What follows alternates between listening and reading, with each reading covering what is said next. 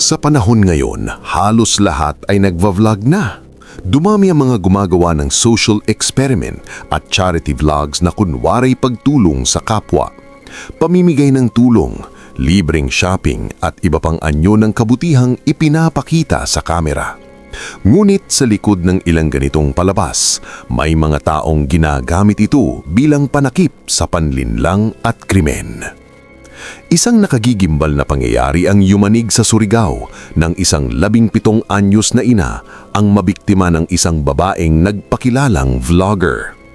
Nangakong umano ito ng tulong at libreng shopping sa isang mall, isang alok na tila sagot sa pangangailangan ng batang ina.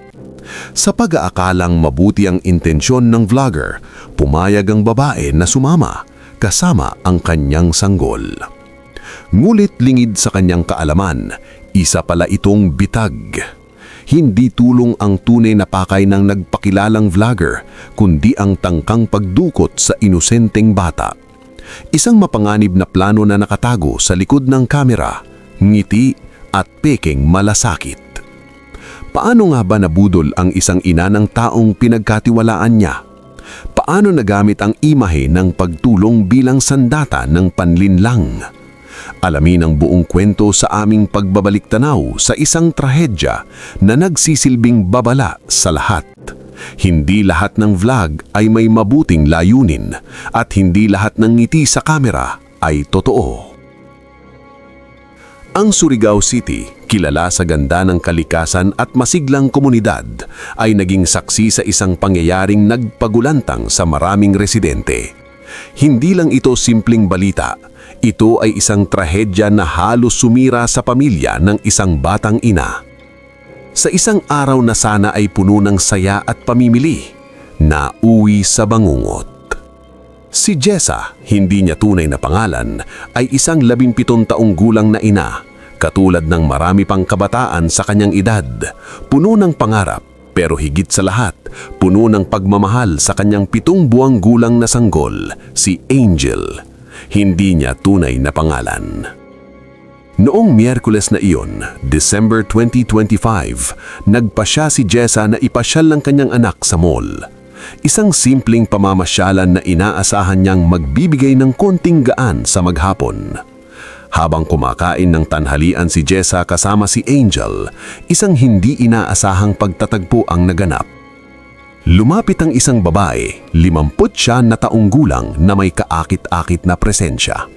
Ipinakilala niya ang kanyang sarili bilang isang vlogger, isang content creator sa YouTube na naghahanap ng mga taong bibigyan ng free shopping bilang bahagi ng kanyang Good Deeds vlog. Hi there! Gusto mo bang mag-shopping ng libre? Naghahanap ako ng mga taong matutulungan ko para sa aking vlog. Ikaw ang pang-4 na napili ko. Sa unang tingin, tila biyaya ang alok ng estranhera. Sino ba naman ang tatanggi sa libreng pamimili, lalo na para sa isang batang ina na posibleng nangangailangan? Sa mga panahon ito ng hirap at pagsubok, ang ideya ng isang Good Samaritan ay tila liwanag sa dilim.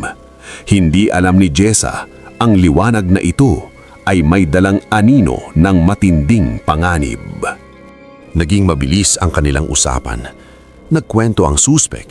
Pinapaniwalaan si Jessa na totoo ang kanyang intensyon. Ibinihagi ng suspek na si Jessa ang pang-4 na mapalad na napili para sa kanyang vlogging project. Isang proyekto na di umano'y naglalayong magbigay ng ngiti at pag-asa sa mga tao. Habang naglalakad sila sa loob ng mall, patungo sa mga tindahan, biglang nag-alok ang suspek. Halika! Ako na ang magdala kay baby para mas makapag-concentrate ka sa pamimili, para mas madali para sa'yo. Isang simpleng alok na tila isang gawa ng kabutihan, isang alok na sa isang iglap ay nagbago ng lahat. Ang instinct ng isang ina ay magprotektar, ngulit ang kabutihan ng puso ni Jessa ay nanalo sa kanyang pag-iingat. Sa pag-aakalang ligtas siya at ang kanyang anak sa loob ng mall at dahil sa kagustuhang makapag-focus sa pamimili, ibinigay ni Jessa si Angel sa suspek. Isang desisyon na sa huli ay magdudulot ng matinding pagsisisi at takot. Ilang sandali lang habang si Jessa ay abala sa pagtingin-tingin ng mga produkto, Biglang lumingon siya upang tingnan si Angel at ang vlogger. Ngulit wala na sila. Parang bula na nagilaho ang suspek, dala-dala ang kanyang 7 buwang gulang na anak. Ang pagkabigla ay napalitan ng matinding takot at pangamba. Ang dating masiglang ambience ng mall ay tila naging isang madilim na silid ng kanyang pinakamasamang bangungot. Hindi nag-aksaya ng oras si Jessa. Kaagad siyang humingi ng tulong sa mga security guard ng mall at sa mga pulis na nakabantay sa labas. Sa mga ganitong sitwasyon, ang bawat segundo ay mahalaga. Ang mabilis na reaksyon ng mga otoridad ang susi sa paghahanap ng nawawalang sanggol. Agad na sinuri ng mga otoridad ang mga CCTV footage sa loob ng mall. Bawat anggulo, bawat galaw ng suspek ay kanilang inalam. Layunin nilang matuntun ang direksyon ng suspek at malaman kung saan posibleng dumaan upang makatakas.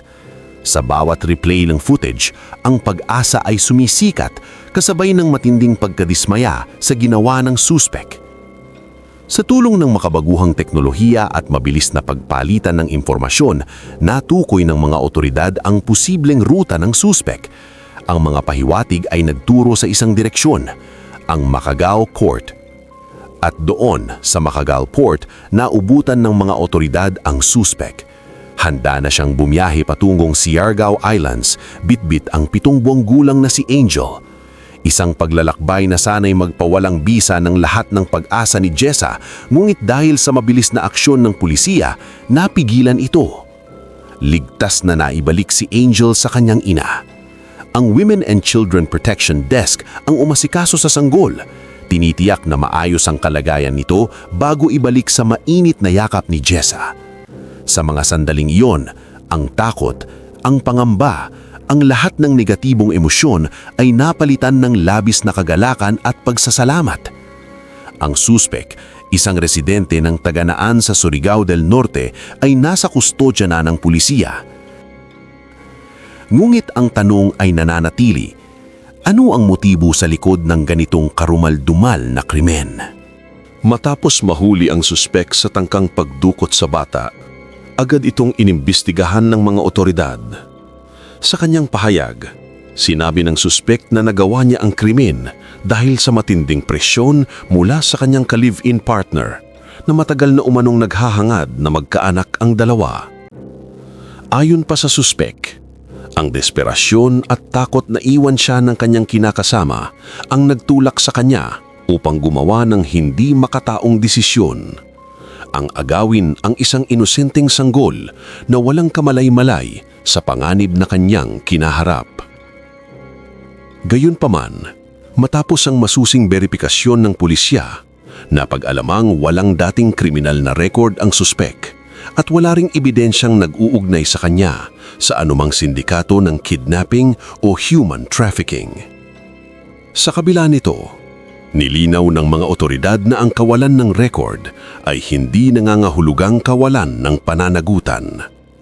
Ang suspek ay formal na sasampahan ng kaukulang kaso alinsunod sa batas upang managot sa kanyang ginawa at magsilbing babala sa sinumang magtatangkang gumawa ng katulad na krimen.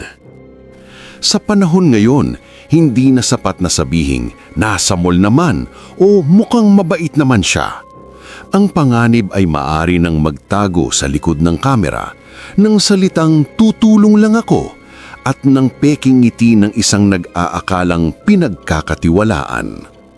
Ipinakita ng pangyayaring ito kung gaano kahalaga ang pagiging mapanuri, lalo na sa mga alok na tila napakaganda para maging totoo. Hindi lahat ng vlogger ay may mabuting intensyon at hindi lahat ng tulong na ipinapakita online ay totoo sa likod ng kamera. Mabuti na lamang at naging mabilis ang kilos ng mga otoridad at ng mga security personnel. Sa mga ganitong sitwasyon, bawat segundo ay mahalaga. Isang maling hakbang, isang sandaling pag-aalinlangan at maaaring tuluyan ng mawala ang isang inosenteng buhay.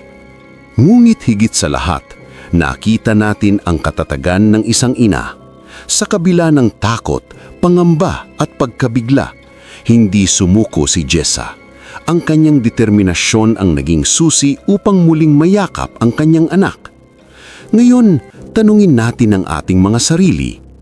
Bilang mga magulang, gaano nga ba tayo kaingat kapag nasa pampublikong lugar? Kung tayo ang nasa kanyang kalagayan, ano ang una nating gagawin? At paano natin malalaman kung isang alok na tulong ay tunay o isa palang bitag? Sa pagdami ng charity vlogs at social experiments, mas nagiging mahirap ng tukuyin kung sino ang may tunay na malasakit at sino ang may masamang balak. Kaya't mahalaga ang pagiging mapagmatsyag, hindi lang para sa sarili, kundi para sa mga bata na walang kakayahan na ipagtanggol ang kanilang sarili. Responsibilidad nating lahat, magulang, komunidad, mall management at pamahalaan na tiyaking ligtas ang bawat bata. At kung ikaw ay makasasaksi ng kahina-hinalang sitwasyon, huwag manahimik. Isang aksyon mo maaaring maging kaligtasan ng isang buhay.